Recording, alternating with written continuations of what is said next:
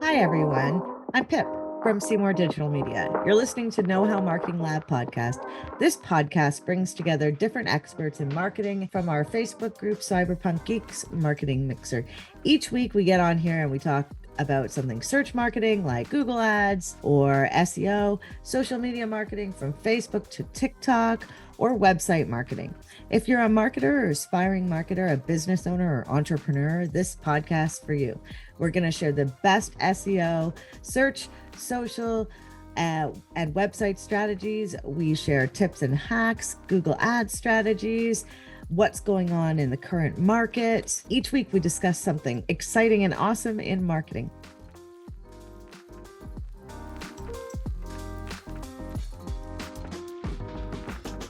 Hello and welcome. Today we are discussing doing yearly content audits and what that means. So Greg, we were talking behind the scenes just a minute ago. And what were we deciding? Well, we were trying to figure out basically how in depth this will go to auditing, your website, or like not just your content on the website, but other items on your website, or whether or not we're auditing even, content that we're putting out on social media. Like, how broad do we want to get? I think, one thing that people don't necessarily consider when they think content audit is I don't think they consider page layout. I think they think content, the written word, or like, an iframe, maybe some sort of formatting. But I don't think they think about, like, I suppose the skin that is around the website. And we know that. So would you say it's common knowledge now that, or it should be common knowledge that people should be updating their website or getting like every 5 years because of how the user uses websites changes? Does that make sense? Yeah, as most people know, I've been doing this over 20 years, and I think on average, I would say people came back and wanted some type of a website refresh, rebuild between the 5 and 8 years mark, Okay. depending on what type of business you were. And I would say that's probably changed recently. I would say it's more, I want to say maybe start to think about it after 3 to 5 years now. Okay. And the reason is because of the technology changing so fast, and what we can do on the web progresses so quickly. Trends change so fast. All of these factors lead to people wanting to refresh their website on a quicker timeline now. So, it's funny because that works in line with like SEO and things like that, because best practices kind of have to change. You have to be looking at the numbers. I know, how long ago did we get the hamburger menu for websites?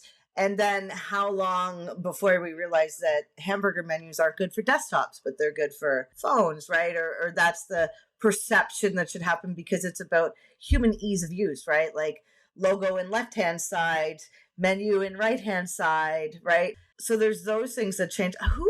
Do you remember who did, I think it was Adobe Spark, did a great promotion about websites and the graphics of it all. But I digress. So with content audits, that's something you should consider. So for me, I focus on, auditing the text and auditing the functionality of the technical stuff, which I know you do too. But like, what else would they audit? Like, for the vision, would you be auditing your brand or like, how would you do some of that? Well, I don't even think like that.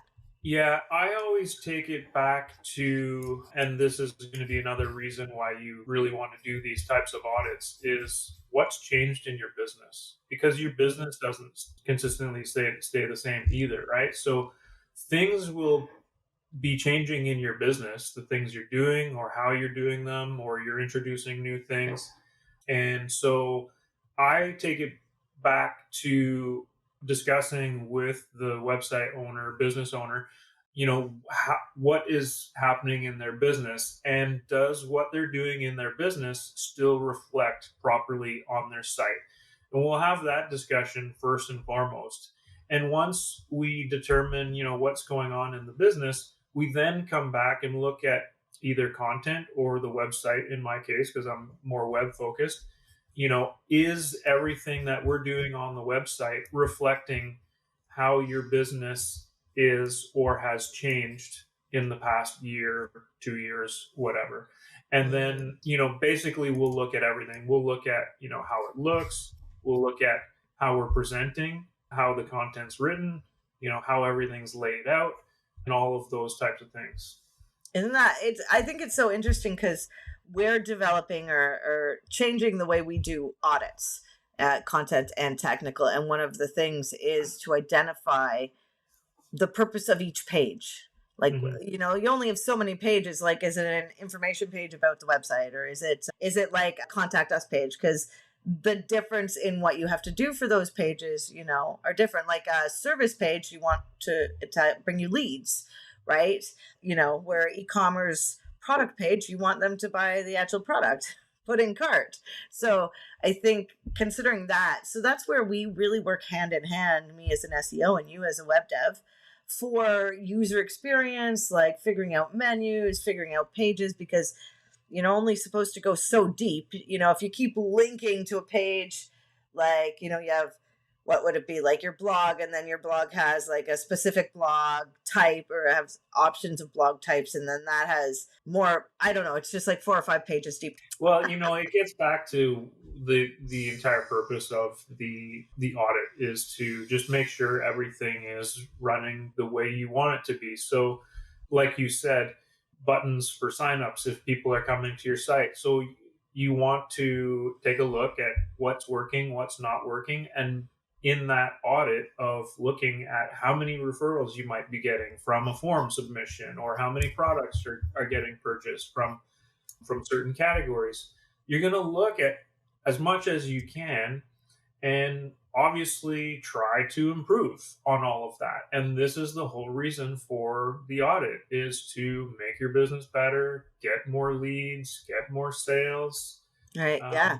The bottom line is that's what we're all after. So that's why these are so important to do, to make sure that your site and your messaging is on par and tweaked to make sure you're getting max referrals out of what you're putting out there. Yeah, it's that there's a number one question in there, like, why do you have a website? And it is, in the end, should at some point produce leads. And if you're doing SEO, hopefully you can tell where those leads are coming from. Or when I say that, you can go into your data in Google Analytics and you can follow the flow of the path of the people who are making the purchases and doing those things. It's the same as Google Ads, though, I will say, in that the best thing about a website, or the most fundamental things, like, are the setup, right? Because if you do the setup really well, then everything else kind of works, right? If you mess with the setup like too much, so that's why, I do, now that I've been in business for 7 or 8 years now, and I've built my own websites once or twice, and it's been painful. I would say it's a good thing to get, because when you're ready, when you're making enough money to be able to afford a website, good to build you a website, because they're going to do that foundational stuff really well, right? And so that's what a content audit will tell you, like what you need to do moving forward. So we're all running so fast about what to do next, or what social post I should put up, or like, I will tell you, I have, Greg, and you know this, we have a Trello board, and it is years, at least 3 years, full years of every video we've ever done. Do you think those are on my website? No. Not all of them. Yeah. So, as I said, we're changing our content audits and how we do things, but I just did an audit on our site. I did a technical audit of what was failing, and yeah, it is time. And I think there's a specific process. So let's give you 10 reasons. We have 10 reasons. I don't know if Greg can see these. 10 reasons to evaluate the performance on your site and what it gets you. So we've already kind of talked about user experience and navigation. So what do you think? The ratio between visitors to your site and them taking the specific action you want at a 2% or higher conversion rate, lead to traffic, right? And most of us don't have that. I don't have that right now for myself. Some of my clients have it. I've learned that I can't work on my own stuff. Like I can't do my own Google ads. I'm too in it. And so maybe I shouldn't be telling other business owners that, right? So, so improve user experience. And then there's content gaps. And you probably see this all the time when you're building a website, like what the client doesn't have and what they need. And that is always a huge issue that I come across with most clients is they just they know their business, but they can't produce the material that they know. And so actually this is one reason why I think it's super important to have a really good copywriter available to you that is experienced enough to be able to, pull that information out of a business owner, because it's all in there. It just needs to be pulled out. So working with a really good copywriter to interpret that business owner's thoughts and knowledge of his business so that all of that information can be put out in text form and organized in a logical way to be presented on a site is a massive help. Right. Isn't that funny? Because also, I think the type of content, when I say type, I mean, is it sales copy? Like I like sales copy, right? I'm in Google. I'm like, my background for digital anyway is Google ads. That's where I got my start. So it's all direct to consumer, like buy kind of thing. Mm-hmm. So sales copywriter versus like a journalism copywriter might be a little different, right? Or like what you're, I don't know, trying to achieve. I'm always in the sales side, but I know websites aren't just about sales and you can't always be selling, right? But yeah, as for content gaps, like what kind of gaps do you see? I mean, because I'm not a huge content guy, I'm not sure exactly where to actually suggest a content gap exists. But I would say, like, not doing a lot of copy for my clients, I find a lot of them have a gap between, what they know just as a business owner about their business and the content in presenting it as copy for selling or for getting in front of people. That maybe is not a gap in specific content, but it's a gap in how to get the content. Yeah, it also sounds like, the problem I see is the translation. And I have that. I had somebody look at my website a number of years ago and, there was technical jargon, things like that on the site that shouldn't be there. If you're like, how you are as a business owner and what you talk about and the language you use is going to be different than what your consumer uses, right, to get your services. So yeah, I think there's a lot of opportunity. Well, and this is what the content audit does. Now, I know we all are moving so fast we can't necessarily, or we don't want to pay for a content audit every year or learn. There are ways to do it yourself. Like, I don't know if people track what they're doing in a spreadsheets, people. I'm all about spreadsheets. Greg, are you all about spreadsheets? Do you like spreadsheets? Because I'm kind of a technical, like I like things in order. I do like spreadsheets. They do help, right?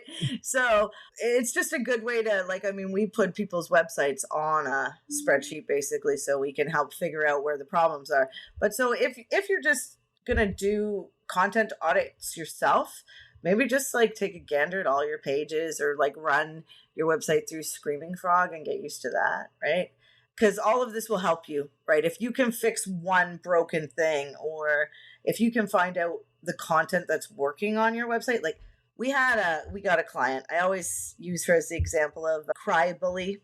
She cried and bullied us into doing something. So, which is really interesting type of client. Is that a sales tactic?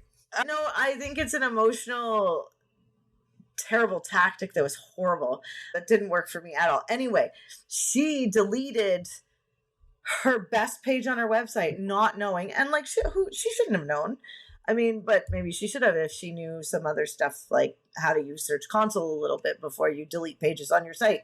And it's part of the education process, right? Like, because when you learn that you deleted the best page on your website that was bringing the most traffic and therefore probably converting, like if you learn that, then you learn how not to do that. And if you can learn how not to do that, you can probably give yourself some benefit. Like if you can learn how to fix a 404 page or find the 404 pages so that it's a good user experience, right? So that's like what optimizing for search engines, that's what that's doing, right? So that's why you do content audit. Want to know more about SEO? We've got a class for that. Our mission is to educate students about the right tools, techniques, and strategies to grow their businesses using the most up-to-date search engine marketing optimization techniques and tools. Find out more at knowhowmarketinglab.com. I was thinking about, aside of the audit, which could lead you to also finding content that just is not relevant and isn't needed. So maybe you do want to delete that page. And I don't think people sometimes think of the audit as that way. They always think of it as, okay, here this is, let's modify it and make it better. But sometimes you'll find something that is just irrelevant to your business now and doesn't need to be on there. And that's okay. It's actually a big thing, you know. I mean, I remember because Google indexes your website, and sometimes you get those site links, and it'll like give the contact page and the services page or the service, whatever that is. And we were showing up for building websites, and you know, when I did our content audit recently, we, you know, I have a couple social pages. You know, I don't do social. We have website pages. We don't advertise. We do that. That's not our focus anymore. So you're so right, Justin. And things that aren't on our site. We have so many things that aren't on our site that we do, which is, it's very interesting as your business grows and changes, right? Who you are and who your business is today is different than 7 years ago and 7 years, right? Exactly. It's kind of exciting. Why at the beginning I like to talk to the business owner and find out what's currently going on in their business. How has it changed? Because a lot of the people, like, they make these changes in the real world and move forward, but they don't think to, you know, maybe remove things from their site or make those changes that they're presenting to the world on their social or website or anywhere else that they're, you know, presenting their business. Yeah, this falls into technical, I think, but I think it's also, I mean, you've worked on this. This is kind of speed, right? I think it's technical, but you know what it is really also, it can be grouped into, I guess it's technical because it's just grouped into the content. I'm like, I should have put that in the technical audit, not the content. Speed would definitely be technical. And yeah, your basic performance of the website, is it over the year or however long it's been since you've done anything on your site? Have things changed? How much has software been updated? How much software or functionality have you added in that year? It's all going to potentially lead to your site maybe taking a little bit longer to load. So definitely something you want to look at in the yearly audit and check how quick it's loading, because as you know, because you're the SEO person, the speed is a huge factor in not only how the organic rankings and Google will look at your site, but also from a usability perspective. People just don't want to stick around after, you know, even 3 seconds. Yeah, it's like, you know, 3 or 4. That's being nice, isn't it? It is being nice, but when you're talking about most people browsing from their phones, people, I believe, expect something in the 2-second range. You know, anything like that 3, you know, maybe their internet is just slow at the moment, because that could be a factor. I know even my high-speed internet, I get annoyed that things are slow sometimes, but I know it's not necessarily the site. It might just be my internet connection at that time is slow, right? Or that you're running Zoom and sharing a screen. Yeah. There's a lot every of yeah. factors, but I mean, there's obviously the tests you can do to isolate and see how quick your site loads, and you're going to want to keep that as low as possible. Yeah, And adding software to your site, adding content, adding images, it's all adding going to plugins. make Yeah, your site heavier. So that's why it's important to make sure everything's optimized, and you do that audit to make sure it's continuing to function right. quickly. And I think it gives you, so, when you start out in business, I mean, you're building content and you're like, yeah, get it out there, right? And then, I think later on you learn, okay, you got to update that content, because is it relevant anymore? If it's not relevant, why have it up there, right? Are you competing for keywords on different pages, right? And I mean, it might be a natural thing with two topics that are super similar, right? Maybe you could put those together. Streamlining content. Funny, that's our next one. And it ensures consistency, but you don't have to jump in and like fix it all now, but it can give you that little bit of roadmap of hey, maybe I don't need to create so much content every week, right? Maybe I can find opportunities to repurpose old things or put together things or stay ahead of the competition by making my site better and not bigger. Ooh, I like Yeah, that.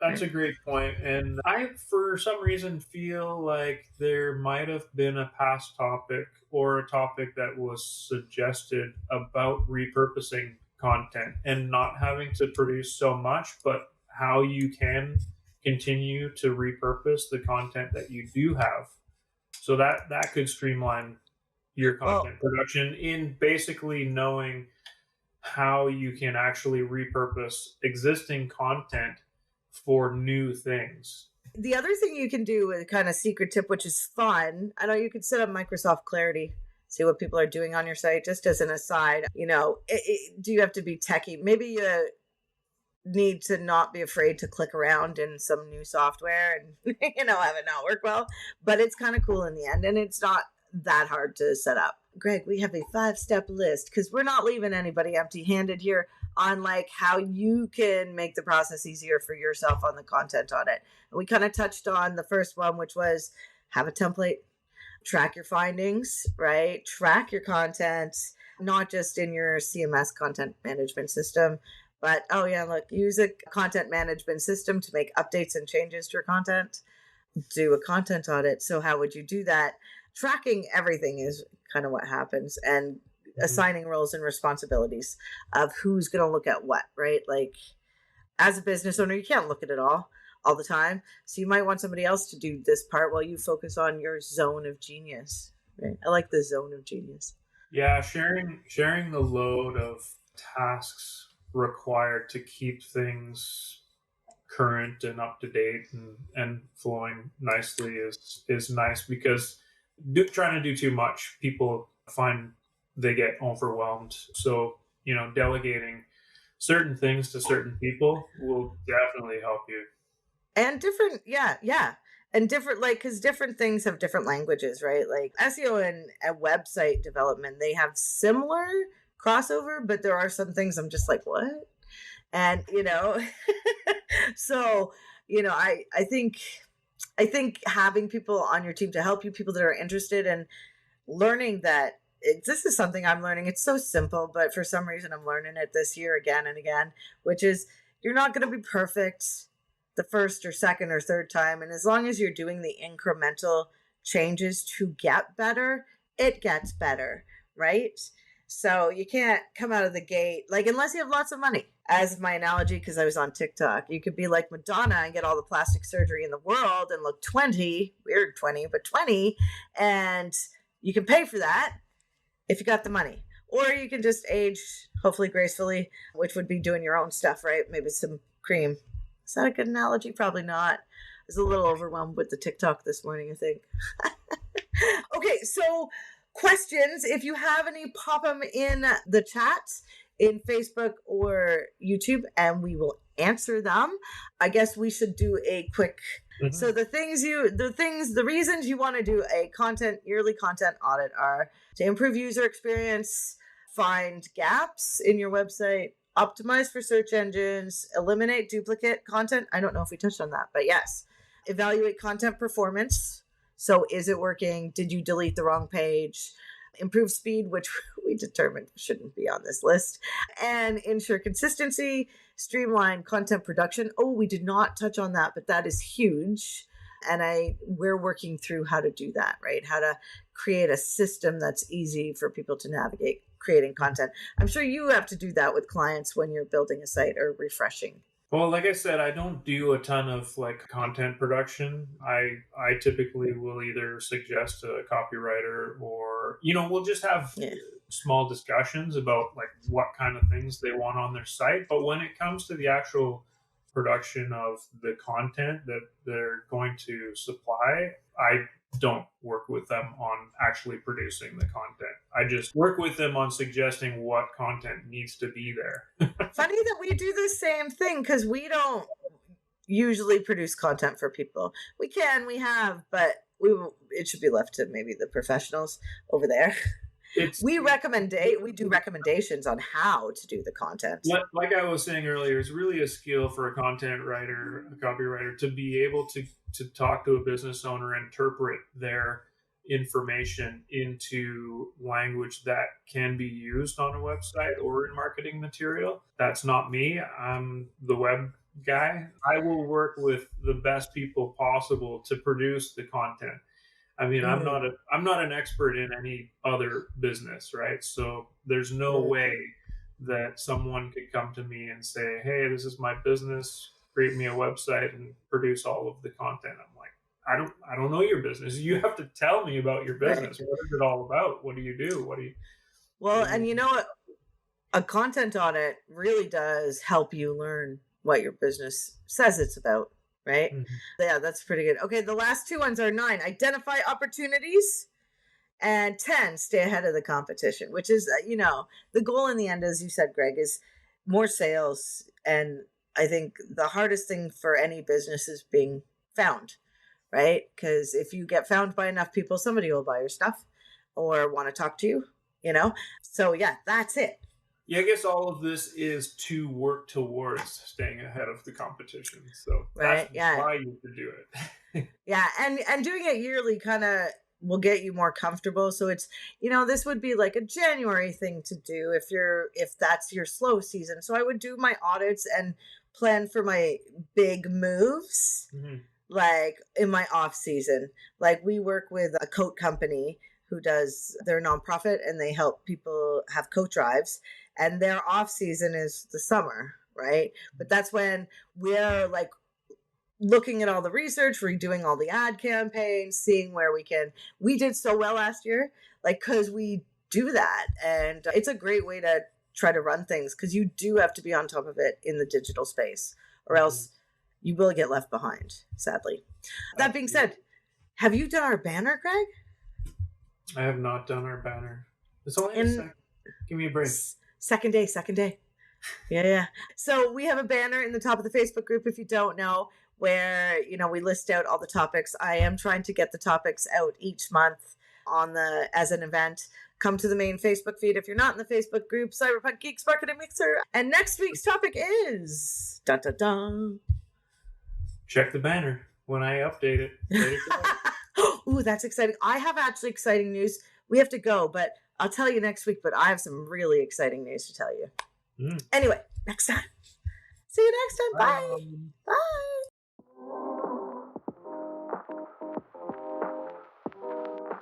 The conversation never stops in our Facebook group, Cyberpunk Geeks. Join us at facebook.com/groups/cyberpunk geeks to ask your questions, meet new friends, and learn even more about search, social, and websites.